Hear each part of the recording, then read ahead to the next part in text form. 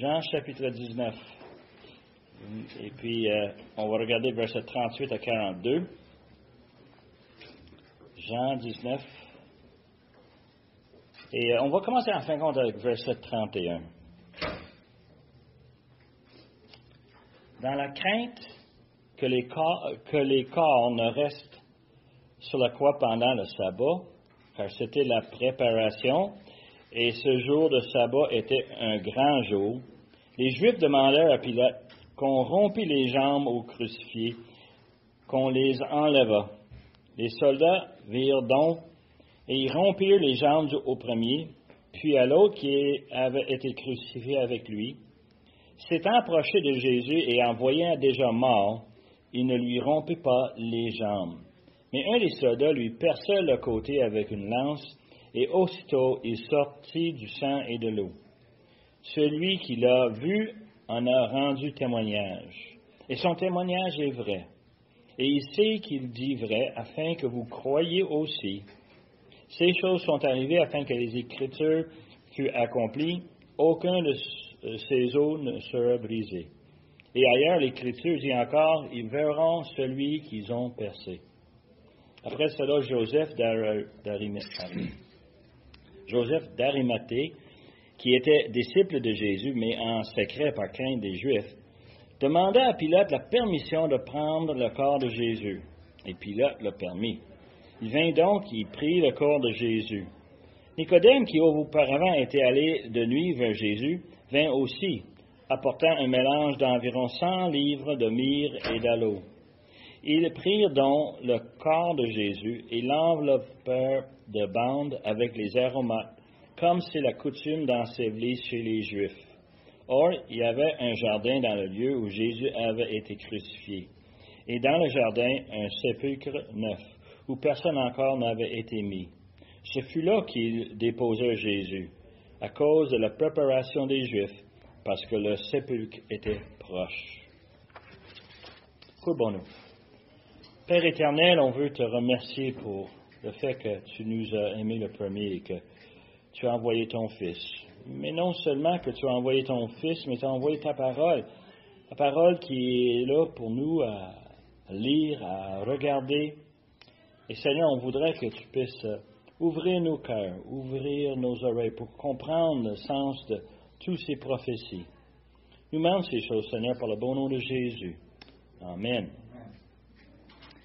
Mais la semaine passée, je vous ai dit que Dieu a souverainement dirigé toutes choses.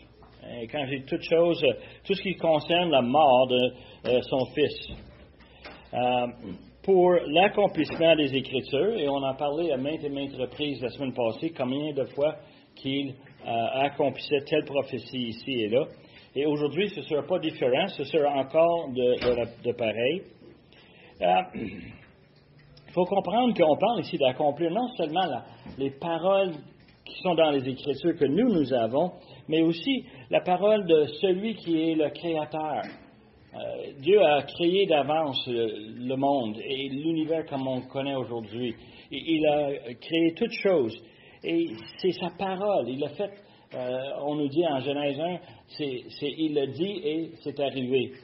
Et c'est la même chose ici quand on parle de son Fils. Son Fils va mourir par la parole de Dieu. C'est Dieu qui a donné l'ordre, c'est Dieu qui l'a dit, et c'est comme ça que ça s'accomplit. Now, il l'a fait pour une raison très importante. Évidemment, Jean fait le cas qu'il veut que nous, on croie que Jésus est le Fils de Dieu. Alors, ces Écritures sont là pour nous aider à croire. Je pense que c'est clairement une évidence qui va nous aider dans notre cheminement spirituel, de comprendre que Dieu a vraiment souverainement été en contrôle de tous ces événements. Ce n'est pas des accidents, ce n'est pas arrivé au cas où, mais vraiment c'était planifié et c'est exécuté comme il faut. Mais une des raisons nous, comme enfants de Dieu, on se trompe quasiment toujours. Et moi, quand j'ai accepté le Seigneur, un enfant, j'ai compris que c'était pour le pardon de mes péchés. Et pour moi, c'était un soulagement. Je ne sais pas vous autres, chacun de nous, lorsqu'on rencontre le Seigneur, un des problèmes qu'on a, c'est que nous sommes pécheurs face à un Dieu qui est parfait, qui exige la perfection. Et puis, nous, on pense souvent que Dieu a tout fait ça pour nous. qui est vrai dans un sens. Il l'a fait pour nous, mais pas vraiment pour nous. Il l'a fait pour sa propre gloire, pour démontrer comment est-ce qu'il est un Dieu miséricordieux. Et nous, on en bénéficie, on est rempli de gratitude, on est vraiment content. Mais en fin de compte, on lui donne gloire pour ce qu'il a fait.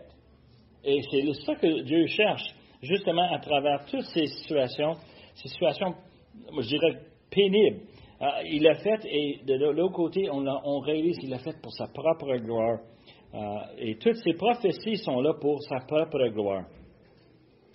Mais aussi la gloire du Fils, le Fils de Dieu.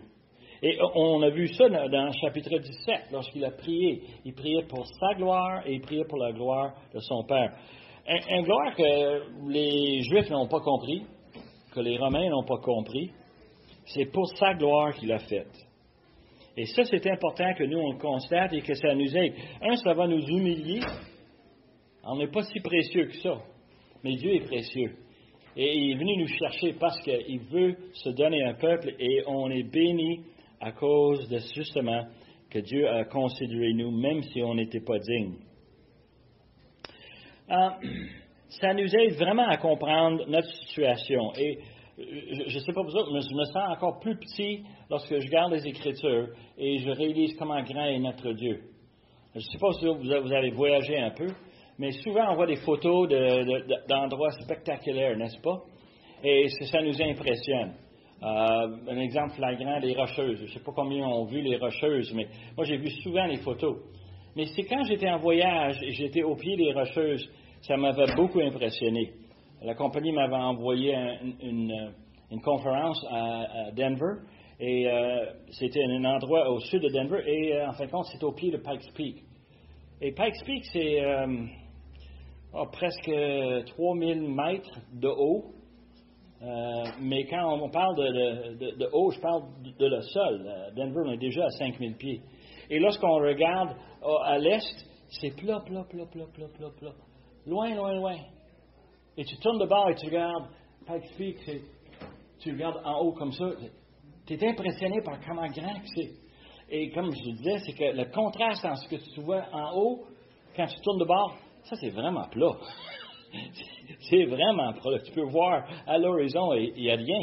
C'est des champs et des champs. Et quand tu vois ça, tu réalises, c'est la même chose avec les Écritures. Quand tu regardes le Seigneur, quand tu regardes Dieu et tu réalises comment grand qu'il est, tu te regardes ta vie puis tu dis, ouais. C'est pas grand-chose. Et justement, ce passage ce matin nous met encore dans cette position d'humilité, de regarder notre Seigneur dans une certaine lumière où ce que lui est en fin de compte, il est toute chose et nous sommes rien. Ce qui est fascinant, c'est de voir, et on l'a vu la semaine passée, on va le voir aussi cette semaine, comment est-ce que Dieu orchestre les détails. C'est pas juste qu'il veut avoir la victoire, peu importe, mais il veut faire ça de sa façon, d'une manière bien définie, avec des événements qui sont déjà déterminés, avec des tout petits détails que Dieu s'occupe. Et littéralement, on a vu ça, que le travail de la rédemption que son Fils nous offre par la croix, c'est quelque chose que Dieu avait vraiment bien planifié. C'était illogique dans un sens humain, mais côté divin, on réalise comment c'est un plan si merveilleux. Et ce qui est vraiment bien, et je l'ai déjà mentionné, c'est pour notre salut éternel. Et ça, c'est une bénédiction incroyable. Now, revenons un peu sur la semaine passée. On parle la semaine passée de la crucifixion de Jésus. Et on a lu dans verset 30 que Jésus a pris le vinaigre, tout, et il dit, tout était accompli, et en baissant la tête, il rendit l'esprit. Alors, il faut comprendre que ce n'est pas normal. Combien ici sont habitués avec la mort? Il y a des gens qui sont habitués. J'ai lu un livre récemment. Justement, mon épouse l'a pris, puis elle est en train de prendre des notes dedans. Puis moi, j'aime pas ça, les gens qui prennent des notes dedans, mais c'est mon épouse, je lui laisse faire parce que c'est un livre tellement chaleureux. C'est une dame qui a écrit un livre au sujet de son emploi. Et elle travaille dans des centres palliatifs. Et elle parle un peu de ses expériences, mais c'est une dame chrétienne qui parle avec une perspective divine. Et ce qu'elle a fait, c'est qu'elle a pris un des sermons de Jonathan Edwards, puis elle a découpé le sermon Et puis elle a inséré les illustrations qui viennent de ce qu'elle a vu, qu'est-ce qu'elle a vécu. Nous, on n'a aucune connaissance de la mort. Elle a travaillé 25 ans avec les morts et avec des gens qui sont en train de mourir. Et elle a vu toutes les différentes situations, des scénarios qu'on dirait, comment stupide est-ce qu'on est. Un exemple flagrant, elle dit, les gens viennent à côté de quelqu'un de près, un membre de la famille qui est en train de mourir, puis dire, c'est correct, tu vas voir, les choses vont aller mieux. Et la réalité, c'est quoi? Non, on est dans le soin palliatif parce qu'il n'ira pas mieux. On vient pour accompagner quelqu'un qui va mourir. Et justement, notre Seigneur Jésus était sur le point de mourir. Il est à la crucifixion. Mais ce qui n'est pas normal, c'est qu'on ne meurt pas d'une façon comme Jésus a fait ici, où ce qu'il dit, tout est fini, et il baisse la tête et il rendit l'esprit. C'est lui qui a cédé la vie. C'est pas quelqu'un qui l'a enlevé la vie. On pense que c'est les Romains qui l'ont crucifié. On pense que c'est les Juifs qui ont crié, crucifie-le, crucifie. C'est pas ça qui l'a tué. Est-ce que vous croyez que cette personne-là croyait que ça va aller mieux céleste et non terrestre? Un des points qu'elle va débattre, c'est justement cet élément-là. Ce qu'on souhaite, ce qui est arrivé à le frère de mon beau-frère. Mon beau-frère, il a le Parkinson et son frère lui aussi. Tellement grave, il a pogné le pneumonie en novembre et en décembre, les médecins ont dit on ne peut rien faire pour lui. À cause de toutes les maladies qu'il a, à cause de la combinaison en laquelle il dit on ne peut rien faire, il a une infection, on n'est pas capable de le traiter, on a essayé toutes sortes de choses, on ne peut pas l'opérer. Ils l'ont envoyé dans les soins palliatifs. Et j'ai des photos que j'ai eues cette semaine, justement avant la réunion des anciens, où il signe sa propre relâche de centre palliatif. Et il est prêt à partir. Il s'en va à la réhabilitation. Il a perdu toutes sortes de mobilité à cause des 3 mois, mais enfin, c'est son corps qui s'est guéri. Mais nous, on sait qui l'a guéri. Brant, il sait qui l'a guéri lui aussi. Mais c'est ça qu'il peut-être il souhaitait pour le cas. Mais dans bien des cas, souvent les gens essaient ça parce qu'ils pensent que ça nous soulage de penser que ça va aller mieux. Oui, je pense, Jacques, toi, tu as raison. Je pense que le fait qu'on sait où ce qu'on s'en va, ça va aller encore mieux. Parce que je vous dis ça parce que il y a 2 semaines, j'ai assisté, ma belle-sœur est décédée. Et puis, j'ai eu l'occasion de lui témoigner Jésus, comment est-ce qu'il était grand, il pardonne ses péchés. Mais elle n'était pas là, disons qu'elle ne savait pas. Mais pensez-vous que le psychologique peut enregistrer quand quelqu'un parle de si près d'une chose semblable? Moi, je veux dire, mon point de vue à moi, c'est personnel, mais moi, je pense que on ne peut pas savoir ce que Dieu fait dans la tête de quelqu'un, dans le cœur de quelqu'un. Et la preuve qu'on a, c'est dans le passage qu'on a eu la semaine passée. Pense à un gars qui est en train de mourir pour ses crimes sur le croix, puis il tourne au Seigneur et il dit, souviens-toi quand tu... Qu'est-ce qui est arrivé à ce gars-là pour qu'il pense ça? Pourquoi est-ce qu'il n'a pas donné sa vie au Seigneur avant, puis il n'est pas un criminel? Who knows? Mais Dieu semble avoir pitié et miséricorde sur lui. Et justement, le fait que tu l'as témoigné, ça devrait te donner un encouragement à dire, au moins elle l'a entendu. Puis, Seigneur, si tu veux, travaille dans son esprit. Parce que c'était non-croyant, puis mon frère ne voulait pas du tout que je l'entende parler. Mais j'ai eu l'occasion que quelqu'un l'emmenait à l'extérieur de la chambre. Ah ouais, hein? Et puis là j'étais seul avec cette dame-là. C'était une opportunité. Dieu a ouvert la porte. Merci, Seigneur. Yeah. Et qui le sait? Les gens ne veulent pas qu'on trouble les personnes, mais quelqu'un qui va mourir, normalement, c'est un événement assez spécial. C'est-à-dire, on est en mode panique. Je ne sais pas si vous avez le mode panique. Moi, je connais du monde qui est dans le panique, ils ont mis la main dans l'huile brûlant. Ils se sont brûlés les mains parce qu'ils paniquaient. Le feu avait pris, puis quoi faire? Et puis, moi, j'ai déjà posé des questions à ce bonhomme-là, puis il dit, qu'est-ce que tu as fait? Il dit, j'ai pas pensé, j'ai réagi. Et puis, on pense à un moment où la cuisine est en feu, il faut faire quelque chose. Puis lui, il a pris l'huile qui était sur le poêle en feu, puis il l'a mis, il l'a enlevé. Puis en l'enlevant, l'huile, il était tout sur ses mains. Et tu lui dis, pourquoi tu paniques? Je ne pensais pas. Et nous, on peut l'admettre. La mort, c'est un moment, inconnu, on ne sait pas qu'est-ce qui va arriver, on ne sait pas comment ça va se produire, et l'être humain va avoir cette réaction normale. Nous, on n'est pas habitués, mais les soldats romains étaient très habitués, eux autres, et on voit ça dans ce passage. Dans l'exemple ici, on a Jésus qui est en train de mourir par la crucifixion. La logique de crucifixion, c'est de faire souffrir le criminel. C'est de le faire souffrir, mais de le faire d'une façon où que ça sert, en fait, on a deux objectifs. Le premier, évidemment, c'est de payer pour ses crimes. Et on sait très bien, on ne peut pas payer pour nos crimes, mais c'est quand même justice. Si on met quelqu'un à mort à cause qu'il a tué quelqu'un, ça ne ramène pas la personne qui l'a tué. On a n'importe quel membre de famille qui a perdu quelqu'un comme ça dans un acte violent, il n'y a rien qui va le ramener. Et ça, c'est une réalité. Évidemment, on veut le faire souffrir, mais le deuxième objectif, c'est comme avertissement. J'ai mentionné ça la semaine passée. Et la raison pour cette exécution, c'est vraiment un avertissement à la population. Et l'avertissement, on peut le mettre en français courant comme ci. Ne pensez pas à rien faire contre l'Empire romain, sinon votre souffrance sera comme ceci. Now, nous, on a le bénéfice de YouTube, on a le bénéfice de toutes les images qu'on peut emmagasiner, mais dans ce temps-là, on n'avait pas ce bénéfice-là. Alors, on voulait que la personne meure le plus lentement possible. La souffrance soit douloureuse, que tout celui qui passe le voit comme faux. Normalement, la crucifixion durait environ 3 jours. Quelqu'un qui est très fort, plus.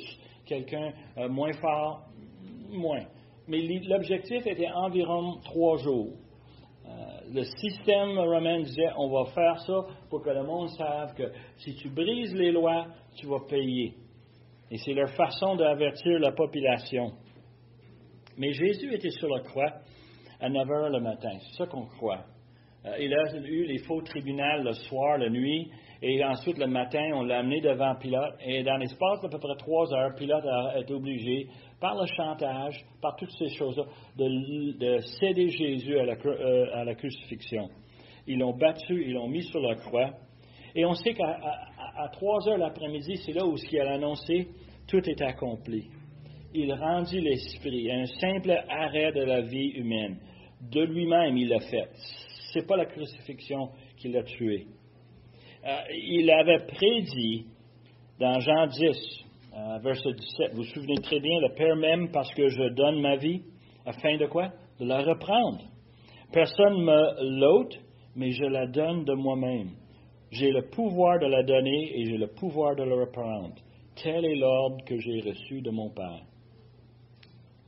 Il y eut de nouveau, à cause de ces paroles, division parmi les Juifs. Les Juifs ne comprenaient pas comment est-ce que quelqu'un pouvait dire cela. La nature humaine ne parle pas de donner sa vie. La nature humaine parle de quoi? De vivre sa vie. C'était vraiment important de comprendre qu'est-ce que Jésus est en train de dire. C'est moi qui est en contrôle. Mon Père m'a donné ce pouvoir. La souveraineté est à nous et non à personne d'autre. Et c'est vraiment d'après le plan de Dieu. Et ça nous amène à, ce matin, le passage où on dit que Jésus est mort enfin. Qu'est-ce qu'on va faire avec? Alors, verset 31 de Jean chapitre 19, on dit « Dans la crainte que les corps restent sur la croix pendant le sabbat. » Il faut comprendre tout de suite, les coutumes juives sont différentes que les nôtres. Les Romains veulent afficher pendant 3 jours. Mais les Juifs ne veulent pas avoir une personne sur la croix pendant le sabbat. Dans le sabbat, c'est une journée sainte. C'est une journée où on veut adorer Dieu. Et le problème qu'ils ont, c'est que dans leur tradition, ils ont un passage qui leur met vraiment un petit pétrin. Deutéronome 21, verset 22. L'instruction qu'on a, c'est si on fait mourir un homme qui a commis un crime digne de mort et que tu l'aies pendu à un bois, son cadavre ne passera point la nuit sur le bois, mais tu l'enterreras le jour même. Car celui qui est pendu est un objet de malédiction auprès de Dieu. Et tu ne souilleras point le pays que l'Éternel, ton Dieu, te donne pour héritage. Il faut prendre une idée assez pointue, n'est-ce pas? On a un homme qui a commis un crime, on le met sur un arbre, le croix, et on le laisse là. Et on ne veut pas que son cadavre soit là pendant le soir, et même pendant le sabbat. Mais où les Juifs ont accroché sur le petit point qui dit « Tu ne souilleras point le pays que l'Éternel. » Donc, ils avaient peur que de laisser quelqu'un afficher, ça va souiller le pays d'Israël. C'est drôle un peu. On ne s'inquiète pas pour le cas des gens qui sont punis. On ne s'inquiète pas pour leur vie. On veut le faire mourir. Crucifie-le, crucifie-le. On a tous dénoncé ça. On veut se débarrasser de ce Jésus-là. Et là, qu'est-ce qui t'agace? Qu'il soit là pendant le sabbat? C'est vraiment spécial, non? Et on parle ici, pas n'importe quel sabbat, on parle ici que c'était la préparation. Et ce jour de sabbat était un grand jour. Qu'est-ce que ça veut dire, le sabbat était un grand jour? La préparation. Et encore, il faut comprendre la vie quotidienne des Juifs. C'est que quand on arrive avant le sabbat, on a une journée qu'on appelle la préparation. Ça, c'est le vendredi de tous les samedis. Parce que le samedi, le sabbat, les Juifs avaient interprété le sabbat comme étant on ne peut faire rien. On ne peut pas travailler. Alors, la moindre chose qui peut être du travail, il ne faut pas le faire. Ça peut être aussi simple que de lever un outil de travail dans nos mains. Ah, ça, c'est du travail. Tu viens de gâcher le sabbat. Et l'idée, c'est qu'on faisait tout d'avance, préparation. Pour te montrer aujourd'hui, dans les foyers juifs orthodoxes, on ne peut pas préparer la nourriture le samedi. Il faut que la nourriture soit préparée le vendredi pour ne pas faire travailler personne le samedi. Il faut que ce soit tout prêt d'avance. Alors, on le prépare et on peut le manger, mais on n'a pas le droit de préparer. On fait des sandwichs, on les met sur le comptoir, on les couvre, et puis tout ce qu'on fait, c'est qu'on prend nos sandwichs le lendemain pour manger. Tito, c'est du travail. Alors, quand tu veux interpréter un loi, ça devient quoi? Sujet à toutes sortes de points de vue. Yeah. Parce que si on regarde quand Jésus marchait, ses disciples ils ont pris une tige de blé. C'est la même chose quand tu mets la cuillère dans. C'est la même chose. Mais là, les Juifs disaient, hey, il est en train de récolter le sabbat. Une tige. Un tige, oui. C'est pas récolter tous les. Je sais, tu le sais. Mais quand on interprète. Alors, c'est la même chose ici avec Jésus. Et c'est comme si le Seigneur a prévu d'avance qu'on était pour avoir besoin d'enlever notre Seigneur. Non, ce qui était vraiment fascinant ici pendant ce sabbat, c'est que c'était un grand jour. Allez plus loin. Dans les logements à New York, où la population de le bâtiment sont prédominants juifs orthodoxes, l'ascenseur est programmé de faire tous les étages, un après l'autre. Parce que toucher le bouton, c'était du travail. Mais quand l'ascenseur arrive à mon étage et je peux rentrer dedans, je me tiens, j'attends, on s'en descend, ça descend, ça descend. Et à chaque étage, il va arrêter. Pourquoi? Parce que personne ne doit toucher le bouton. C'est la même niaiserie, hein? Mais c'est comme ça qu'ils pensent. Et ils avaient interprété cela comme ça. C'est ceux-là qui n'ont pas le droit de faire plus que tant de pas. Ils n'ont pas le droit de faire tant de pas. Ici, dans le quartier juif de Montréal, à Outremont, ils ont interprété la loi qui disait, si c'est en dehors de notre ville, on n'a pas le droit de faire tant de pas. Alors, ce qu'ils ont fait, c'est que notre ville, ça va être délimité. Ils ont passé une file qu'ils ont mis des arbres autour de Outremont pour que les gens puissent se promener librement en dedans, aller au marché, aller visiter des amis. On peut tout faire ça. Pourquoi? Parce qu'on ne fait pas de pas en dehors de notre ville. Mais si on fait les pas, et justement, il y avait pas une distance d'à peu près 1 kilomètre. Et justement, c'était un problème. On va voir la fin de ce passage où comment loin est-ce qu'on va aller pour enterrer Jésus? Est-ce qu'on va le retourner à Nazareth pour le mettre dans le tombeau familial? Non, on n'a pas le temps. On n'a pas le temps. Le sabbat s'en vient. Le sabbat s'en venait. On a une situation qui est vraiment spéciale quand tu y penses. On ne s'inquiète pas pour le Seigneur, mais on s'inquiète pour les détails comme ça.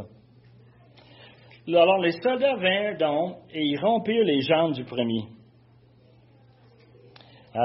Et ensuite, ils rompirent celles de l'autre. Mais s'étant approché Jésus, ils le voyaient déjà mort. Pourquoi rompirent les jambes? Ça, souvent, moi, quand j'étais petit, je ne comprenais pas vraiment ça. Le Seigneur est mort, c'est fini, enlève-les de la croix. Mais l'idée, c'est que les deux autres n'étaient pas morts. Et ils étaient là pour la durée de 2, 3, 4 jours. Alors, on veut accélérer la mort. Et pour le faire, ils prennent un énorme marteau de bois. OK? Un énorme, comme une batte de baseball, mais plus grand encore. Le but de ça, c'était qu'il était pour écraser les jambes, pour littéralement éclater les os qui tiennent. Parce que ce qui nous tient en vie, c'est notre capacité de respirer. Et la seule façon de respirer sur la croix, c'est de pousser avec ses pieds pour lever et faire la place pour le poumon. S'il brise les jambes comme ça, il est obligé de tomber sur ses poumons et littéralement, il va être asphyxié dans le cas quelques instants. Il va mourir très rapidement. Et l'idée, c'est que les Juifs ont demandé à Pilate. Pilate les a donné la permission. Alors, les soldats s'en vont dans mode exécution rapide. On va aller avec le bâton et on va vraiment s'occuper de les faire mourir rapidement. Mais Jésus était déjà mort. Et souvent, ce point est argumenté à travers les Écritures. Et est-ce qu'il était mort ou est-ce qu'il était dans un coma? Qu'est-ce que vous en pensez? C'est un élément. C'est raconté de la perspective de Jean. On sait par la semaine passée que Jean était là. Il a tout vu. Il a tout se souvenir de toutes ces choses-là. Un point qui nous a transcrit ça dans l'Évangile. Mais en lançant la lance, il y avait seulement de l'eau et du sang qui est sorti. Beaucoup de personnes pensent que c'était l'évidence qu'ils recherchaient, la lance. D'accord, Jacques? Ouais. Mais tu t'imagines, il a mangé avec les disciples dans la journée, oui. Ils les ont pris, oui. Il n'a pas pris une goutte d'eau jusqu'à qu'il l'amène à la croix, puis un corps, il ne peut pas être vivant pendant de 3 jours à 4 jours ou 5 jours, le maximum. Il va avoir une déshydratation incroyable. Puis ils les ont frappés. Ça veut dire physiquement, lui était déjà dans son dernier moment. Puis quand la crucifixion, c'est là qu'il commençait déjà à payer son prix. Oui. Puis pas d'eau. Parce qu'un corps, il peut vivre sans manger 12 semaines, à peu près, ou 3 semaines, quelque chose comme ça. Mais l'eau, on a besoin. On a besoin de l'eau parce que notre corps est fait d'eau.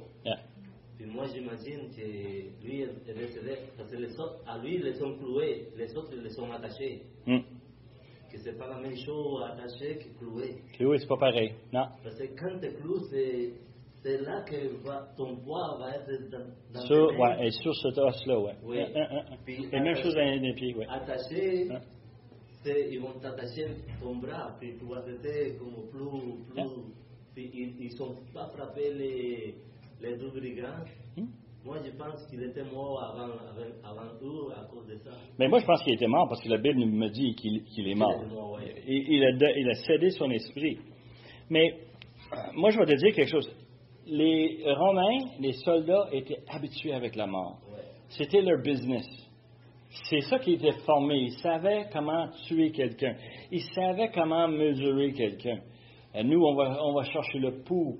Ou on va chercher voir s'il respire encore. Eux autres, ils pouvaient juger facilement.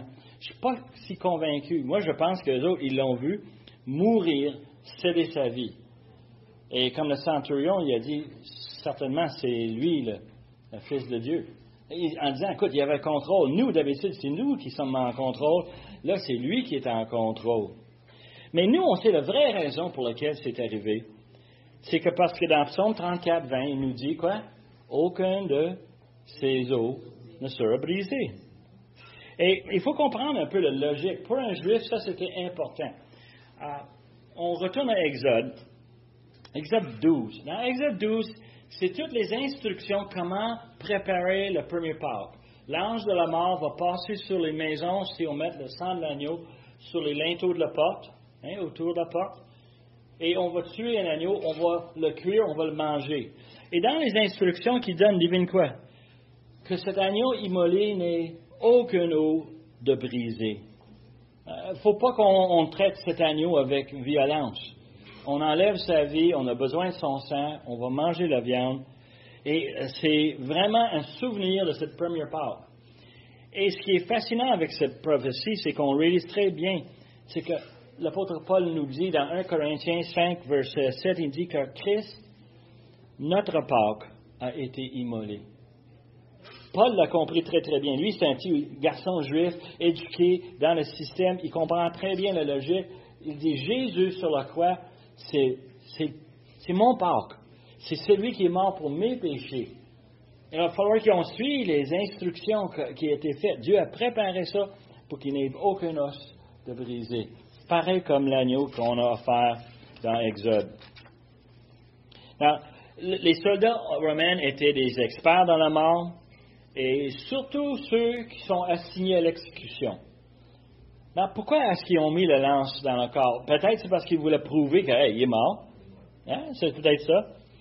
Il y a plein d'analyses qui ont été faites, qui sont publiées au sujet de pourquoi l'eau et le sang ressortent.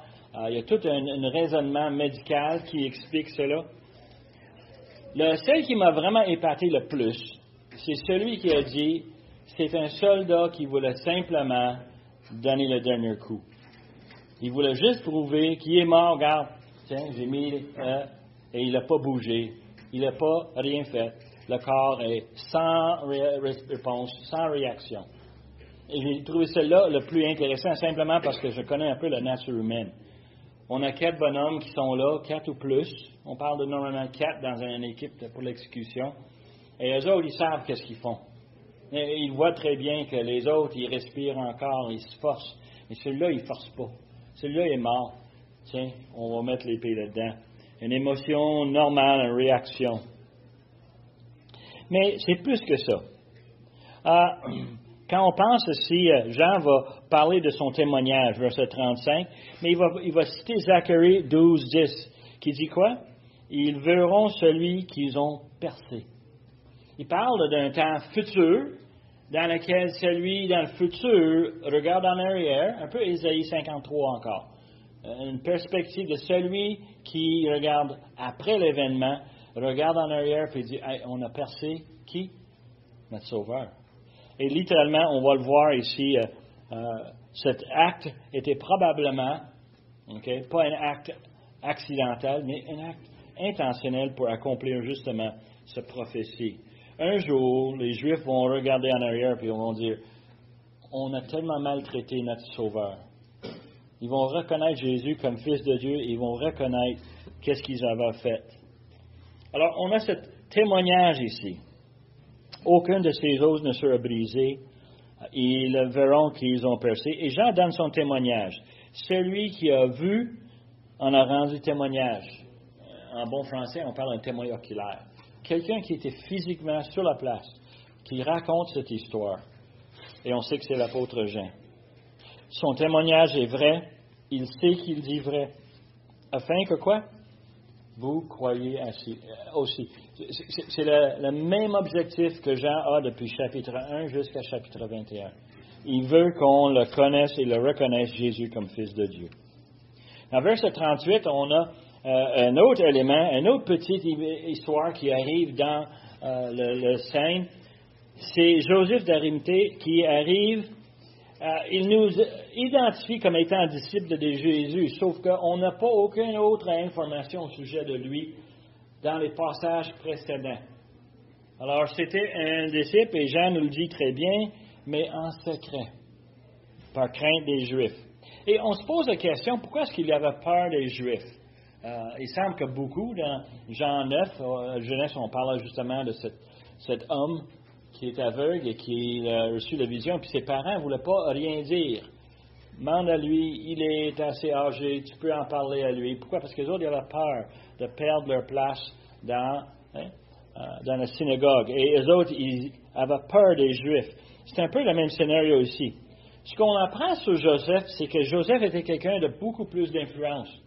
C'était pas un monsieur tout le monde, c'était pas un mendiant, c'était pas un petit ouvrier, c'était un des membres du Sanhédrin. C'est lui qui était un des dirigeants, c'était un homme très riche, et on peut se poser la question, comment ça se fait que Pilate l'a même écouté? Et la réponse, c'est parce que Pilate le savait qu'il était membre du Sanhédrin, et si lui arrive avec une requête, ça vient quand même de quelqu'un bien placé dans le gouvernement, et il arrive, et là tu peux dire, ouais, Joseph était un disciple secret.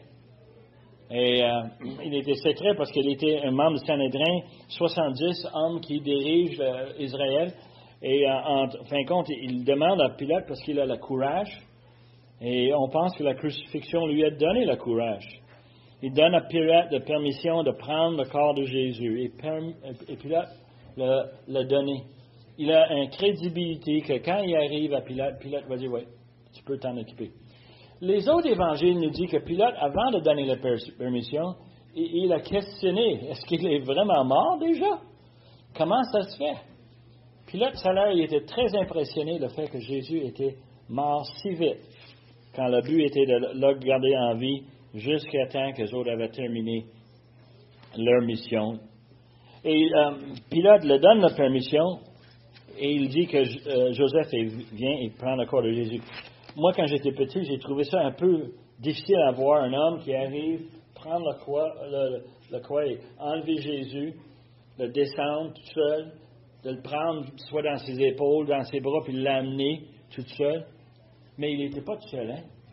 Verset 39, excuse-moi. Nicodème, qui était auparavant celui qui est allé de nuit, on sait qui, hein? Jean 3, vous vous souvenez? Et c'est lui qui est venu de nuit voir Jésus. Un autre membre du Sanhédrin, un autre disciple en secret, et il vient aussi apporter un mélange d'environ 100 livres de myrrhe et d'aloe. Et ils prirent donc le corps de Jésus. Alors, on a l'impression qu'ils ne sont pas seuls. Ils sont plus qu'une personne. Alors, ceux qui sont habitués avec la mort vont nous parler du fait que la décomposition commence quasiment instantanément. Et dans la tradition juive, c'est qu'on n'embaume pas quelqu'un qui est mort. On n'enlève pas les organes, on n'enlève pas le sang, on n'enlève rien. On prend le corps tel quel, puis ça commence à sentir mauvais dans peu de temps. Et c'est un problème. Mais dans leur tradition, ils ont compensé pour ceci en mettant des parfums avec le mort. Et la façon qu'ils faisaient, que je trouvais ça un peu fascinant, c'est qu'ils prennent des bandes. On voit ça dans verset 40. Ils prirent donc le corps de Jésus et l'enveloppèrent de bandes avec des aromates, comme c'est la coutume d'ensevelir chez les Juifs. On prend un corps qui est décédé et on va prendre des lisières de linge. Normalement, c'est du lin et le plus riche qu'on ait, le plus fin va être la qualité de lin qu'on va le mettre. On va l'envelopper les jambes, on va enlever les bras, on va enlever. Et à chaque fois qu'on fait une couche, on va ajouter des parfums qui vont camoufler l'odeur de celui qui meurt. Et on va faire ça pour le rendre attrayant. Dans sa mort, on voudrait que cette personne soit respectée, que ce ne soit pas quelque chose de dégueulasse. Normalement, les Romains, lorsqu'ils font la crucifixion, devinent quoi? Ils n'enterraient pas le corps. Ils laissaient sur la croix pour que les oiseaux puissent le manger. Ils laissaient à terre pour que les animaux puissent gruger. Ils laissaient ça sur le bord de la route parce qu'ils ont dit, on fait une annonce, puis l'annonce va durer longtemps, le plus longtemps possible. Après qu'il est mort, il a pris du temps à souffrir, c'est correct. Mais après ça, on voudrait que chaque fois que les gens passent, ils vont voir le cadavre. Ils vont dire, celui-là a désobéi à Rome. Eux autres, c'est leur système. De prendre le corps de Jésus, de l'envelopper. Et on dit que Nicodème a amené avec lui 100 livres. Alors, les 100 livres de leur temps, ce n'est pas exactement la même mesure que nous aujourd'hui. les experts ont estimé que c'était environ à peu près 32 kilos. Alors, 32 kilos de parfum, c'est beaucoup de parfum. Je ne sais pas combien de vous autres vous avez acheté du parfum, mais ce n'est pas quelque chose qui vient bon marché, n'est-ce pas? Surtout les meilleures qualités. Et on parle ici de Nicodème, on parle ici de Joseph d'Arimathée. Ces deux-là étaient des hommes très, très riches.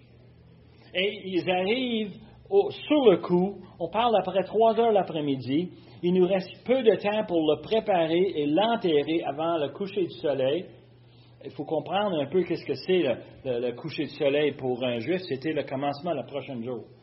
Eux autres, ils disaient pas jour et nuit, ils disent quoi? Nuit et jour. Le langage hébreu, c'est qu'eux autres voyaient ça comme étant le coucher du soleil, une autre journée commence. Et ça va continuer. Alors le sabbat commençait littéralement au coucher du soleil le vendredi. On pourrait dire 6 heures, aujourd'hui nous autres on dirait non, plus 8 heures, 7 heures, 8 heures. Mais il reste peu de temps pour préparer le corps et pour l'enterrer. Maintenant, 32 kilos, on nous dit que c'était une quantité énorme. C'est pas une quantité pour un pauvre. C'est une quantité de parfum qu'on mettait normalement sur le corps de quelqu'un de royauté. Un roi, c'est normal ça. On va l'enterrer, on va l'envelopper, et quand on va l'envelopper, on va mettre des parfums à chaque couche, un après l'autre, et on a mis ici une quantité faramineuse de parfum. Et il fait ça pour, le respect de celui qui est décédé. Je pense que Nicodème et Joseph avaient une idée très très bien avec qui ils faisaient affaire, le Fils de Dieu et littéralement le roi des rois.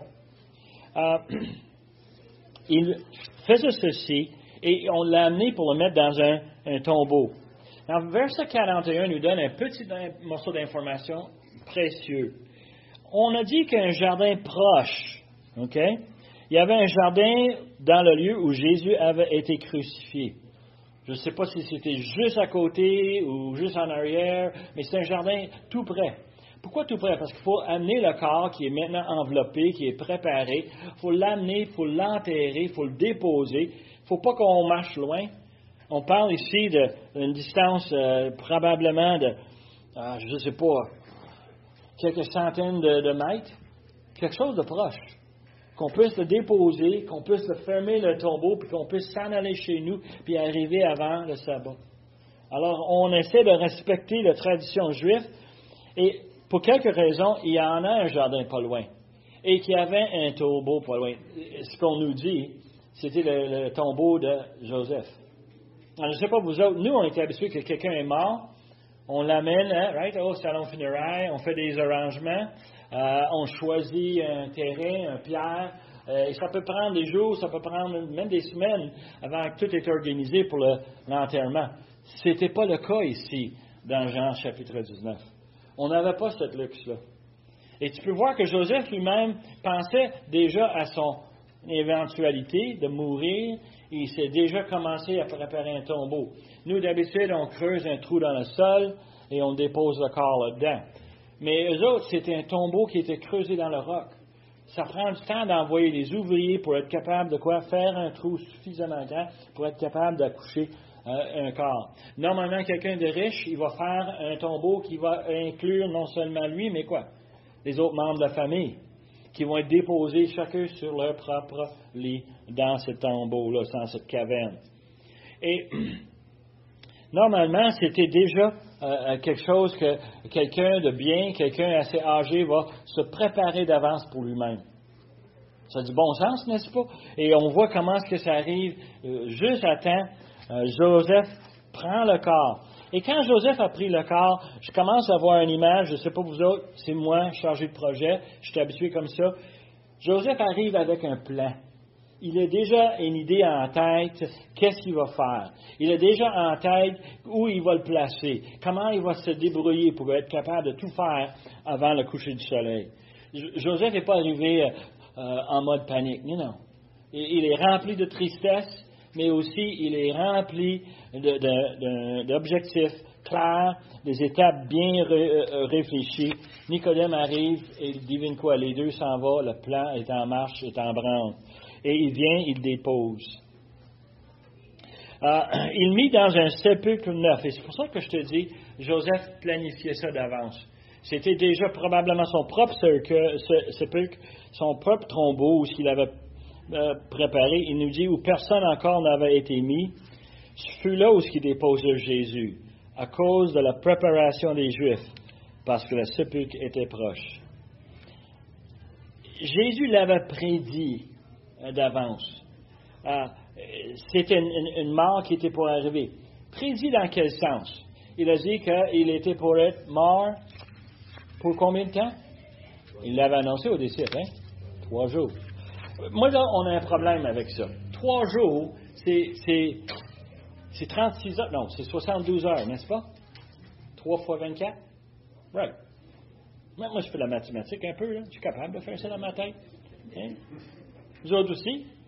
Mais comment ça se fait qu'il est enterré vendredi après-midi et il est ressuscité dimanche matin? Il me semble que la Bible se trompe ici, n'est-ce pas? Il aurait dû dire quoi? Pas 72 heures. 36 peut-être. Mais c'est parce que les Juifs n'avaient pas de montre. Ils n'avaient pas d'iPhone. Ils n'avaient pas d'Android. Ils n'avaient pas de méthode à mesurer le temps en secondes, en minutes.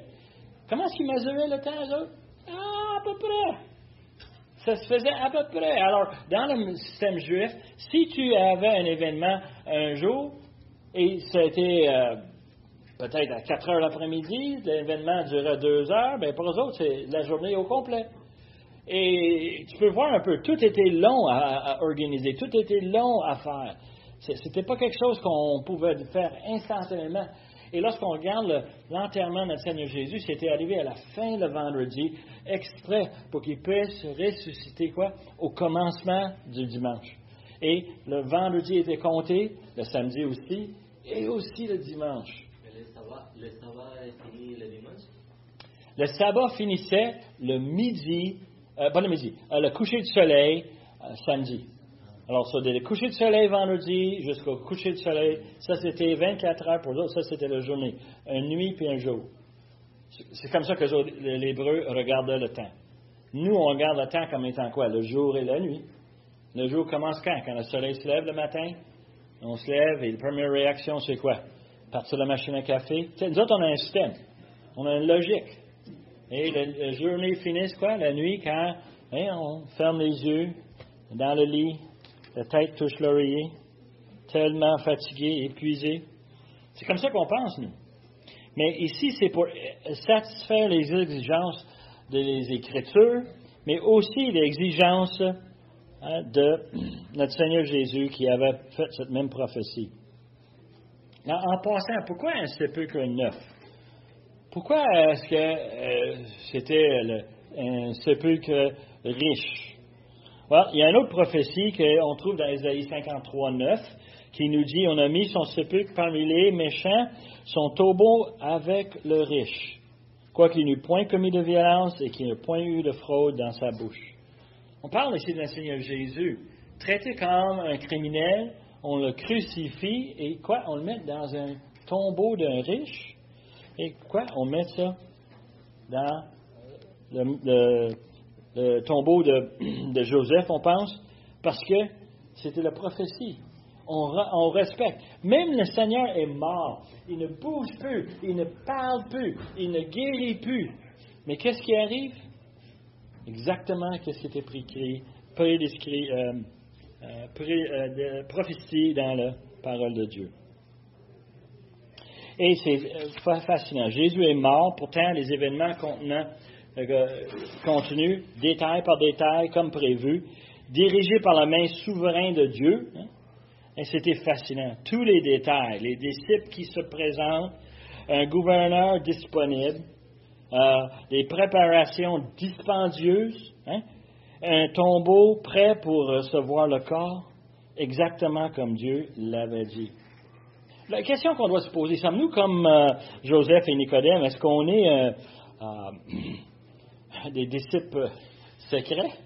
Ou est-ce que nous, on est prêts à agir pour donner la gloire à Dieu, pour tout ce qu'il a fait dans nos vies, notre témoignage de Dieu, il l'a fait avec son Fils. Son Fils qu'on croit, j'espère que vous croyez qu'il est le Fils de Dieu, et tout ce qu'il a fait pour nous. décrire comment il nous a dirigés à le connaître, comment on est arrivé à avoir justement cette compréhension. C'est pas arrivé par accident, ça. C'est face à la parole de Dieu, c'est face à ce qu'il a fait devant nous et comment on est devenu son enfant. Quel privilège, n'est-ce pas? Alors, j'ai pris un petit peu plus de temps, mais on a commencé un peu en retard. Mais on peut se terminer avec un mot de prière quand même. Merci Seigneur pour ce que tu as fait.